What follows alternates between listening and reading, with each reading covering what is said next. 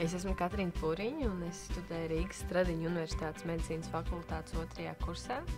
Un es esmu rīzniece jau kopš dzimšanas. Mans sapnis ir kļūt par dzemdību speciālistu. Un es ļoti vēlos būt blakus sievietei tajā brīdī, kad viņa pirmo reizi satiek savu bērniņu. Un pielietot savu zināšanas un gudrību, lai viņai palīdzētu to izdarīt, cik vien brīnišķīgi tas var būt. Man vienkārši šķiet tas brīdis, ka piedzimst bērniņš un ka viņš pirmo reizi ieelpo šīs pasaules gaisu, un tas ir brīnums. Un ja es tajā varu piedalīties, tad es esmu ļoti laimīga. Un tāpēc katra negulētā nakts, kur es pavadu pie piezas grāmatas, ir attaisnojoša, jo es visu laiku galā redzu ļoti gara ceļa galā, bet tomēr galā es redzu to brīnumu, kurā es esmu klātesoša. Es esmu Edgars Mažis, Āgenskalna Baptistu draudzes mācītājs. Es esmu kalpošanā jau no 1988. gada, un joprojām tas man dod prieku. Un mani turpina pārsteigt daudzas lietas, kā Dievs maina cilvēku dzīves, kā Dievs saliek apstākļus un vienkārši dzīvot ar to izjūtu, ka tu esi īstā vietā. Tā ir tāda fantastiska izjūta. Visa mācītāja dzīve ir saistīta ar cilvēku dzīves ļoti tādiem īpašiem brīžiem. Vienalga prieki vai bēdas, un tev ir jārauda ar raudošajiem un jāpriecājas ar tiem, kas priecājas. Protams, ir jāsāk ar sevi, bet tad, kad tu sāc ar sevi, tad tu vienā brīdī saproti, ka tev ir vajadzīgi citi, kas tev palīdzētu to pasauli mainīt. Un es teiktu, ka tā atziņa, ka tev ir jāsāk ar sevi, ir tikai tāds ļoti īss posmiņš mūsu dzīvē, jo tikai kopā ar citiem mēs varam izdarīt lielas lietas. Un tad mēs varam izmainīt. Mēs varam izmainīt, un es ticu, ka Dievs lieto arī individuālo cilvēku un ir lietojis mani, ka es esmu varējis būt par svētību cilvēku dzīvē. Es esmu Rasma Ozola, strādāju kafejnīcā Vecrīga. Pirmkārt, jābūt ļoti labai aktrisei, ja man jau bērnībā gribējās kļūt par aktrisi. Tad šeit es esmu tikpat kā aktris uz skatuves. Jābūt ļoti labam psihologam. Ja redz, ja cilvēks atnāk sliktākā garstāvoklī, lai viņam kaut kā uzlabot garstāvokli. Ja tu ar cilvēku laipni runā un arī cilvēks atdod pretī to gaišumu, jāmīl cilvēks. Jāmīl cilvēks, lai varētu strādāt. Mums ir no vecās receptūras, daudz ir no 38. gada, no Hotel de Roma, veciem meistariem. Un tomēr tā garša pilnīgi atšķirās. Tie viesi, kas nāk pie mums ēst kūks, viņi saka, nekur pasaulē nekas nav tik garšīgs. Un ļoti patīkami ir, ka bieži atbrauc cilvēki no ārzemēm, papīrīci lapiņa rokā un prasa, vai šī tā ir tā Vecrīga, vai šeit ir tās kūciņas Vecrīga, vai krēmšnics, vai ābolkūks. Liels gandarījums ir par to.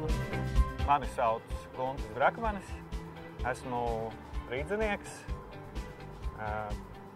Kursteņu slauķis esmu Rīgā jau 2. paudzē. Bez manas profesijas pilsētā noteikti nevar. Tā ir saistīta ar māju ugunsdrošību, ar cilvēku drošību. Kursteņu slauķis parasti tiek aicināts tad, kad mājās nekurs krāsns, kad ir aizsērējis kurstenis, nevelk pavarts, māja ir augsta, vīrs ir dusmīgs, sieva nikna, bērni raud. Tajā brīdī tiek aicināts kursteņu slauķis, kurš izārstē krāsni, izārstē pavārdu, iztīra kursteni, un mājās atgriežas siltums, labklājība un arī laime. Mani sauc Alise, un es esmu Latvijas Nacionālās operas baleta māksliniece. Es dejoju jau no 4 gadu vecuma, tādēļ es vairs nevaru savu dzīvi iedomāties bez baleta. Rīgā es esmu piedzimusi, Rīgā arī sāku dejot, tad baleta skola ir Rīgā, vienīgā baleta skola, kas mums ir Latvijā. Ir jāmīl savu darbu, jo tas ir grūti. ļoti uzmanīgi un pacietīgi jāstrādā pie visām lomām. Katru dienu sevi jāpiespiež izdarīt vēl labāk nekā iepriekšējā dienā. Jā, ir kaut kāda tāda īpaša sajūtas, bet nevar to izskaidrot, bet ir patīkami tu ieeji, tu zini, ka tu esi savā vietā, tur, kur tev jābūt. Šobrīd man ir iedota Odetas loma Gulbju ezerā gatavot, tādēļ man apņemšanās būtu sagatavot pēc iespējas labāk šo lomu un nodot viņu labi.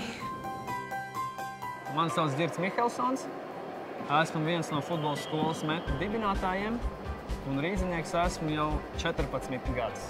Ja daudziem futbols ir tikai daži cilvēciņi 22 uz lielu laukumu skrien vienu pakaļ vienai bumbai, tad man tomēr tas futbols ir daudz vairāk, un es redzu, ka ja mazie puikas un mazās meitenes, ka viņas iesaistās futbolā, un gribot, negribot, es redzu, kā viņi arī aug caur šo futbolu, kā pilnveidojās, kā gūst daudz dažādas atziņas, daudz dažādas vērtības, un kas, protams, pēc tam ļoti, ļoti nodara arī dzīvē. Katram bērnam, jebkuram cilvēkam, bieži vien ir sapni. Un man gribās caur šo te futbolu prizmu tomēr parādīt, ka jebkuras lietas ir iespējas. Un gribās, lai viņi nekad nepadodas. Tas ir pats svarīgākais, lai viņi nekad nepadodas. Ja viņi arī iesāk kaut ko, tad tomēr censties aiziet līdz galam. Un bieži vien tas mums tā, vismaz apkārt, es redzu, ka daudz reizes kaut kur piekuļo. Cik mēs labi iesākam, mēs bieži vien arī aizmirstam par šo te noslēgumu. Un tāpēc gribās, lai tomēr pēc iespējas vairāk šie te bērni, jaunieši, ja viņi iesāk kaut kādas lietas, tad lai viņi cenšas pēc iespējas kvalitīvāk un labāk ar viņas nobeigt. Mani sauc Ilmārs Rubenis, esmu ugunsdzēsējs, glābējs un rīdzinieks esmu jau 20 gadus. Es domāju, ka ugunsdzēsēja un glābēja profesija, amats, savā ziņā, viņa ir ļoti vīrišķīga profesija.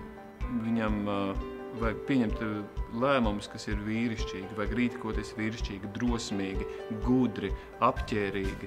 Es domāju, tas psiholoģiskais ieguvums ir tas, ka tu reāli palīdzi kādam cilvēkam, ka tu esi patiesībā pēdējā instance, tu esi pēdējais cilvēks, kas spēj palīdzēt attiecīgā situācijā reāli nelēmē nokļuvušiem cilvēkiem. Tas ir reāls varoņdarbs, tas ir reāls, varētu teikt, pat karš, kad tu cīnies ar dzīvību un nāvi. Saprotiet, tas gandarījums ir par to, ka tu esi atrisinājis lietu, ko neviens cits nevar atrisināt. Protams, kad katra lielāka vai plašāka mēroga nelaime, kas ir notikusi Rīgā, pēc tam tiek arī publiskā telpā apspriesti. Viņi tiek aplūkot no dažādām pusēm, cilvēki par to runā, masu mēdī par to raksta, un tu tajā brīdī redzi, kad tu taču esi bijis klāt tajā nelaimē, tu esi reāli atrisinājis to nelaimi. Tevis dēļ tas ir noticis, tu esi tur pozitīvi izdarījis tāds, ka pārējie tikai pēc tam par to runā. Tu esi bijis tajā epicentrā, un tu esi viņu atrisinājis, tad tu sevi ieraugi, ka tu esi daļa no tās Rīgas, kur viss tā grozās. Es esmu tiešām laimīga. Es esmu laimīga.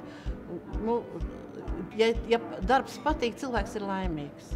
Man šķiet, ka visa tā mana kalpošana ir saistīta, lai arī Rīgu padarītu cilvēciskāku, lai cilvēku savstarpējās attiecības uzlabotos, lai mums būtu garīgs spēks izdzīvot to diezgan grūto laiku, kurā mēs esam. Un mans uzdevums ir šo cerību cilvēkiem dot, ka ar Dievu tu vari dzīvot Rīgā.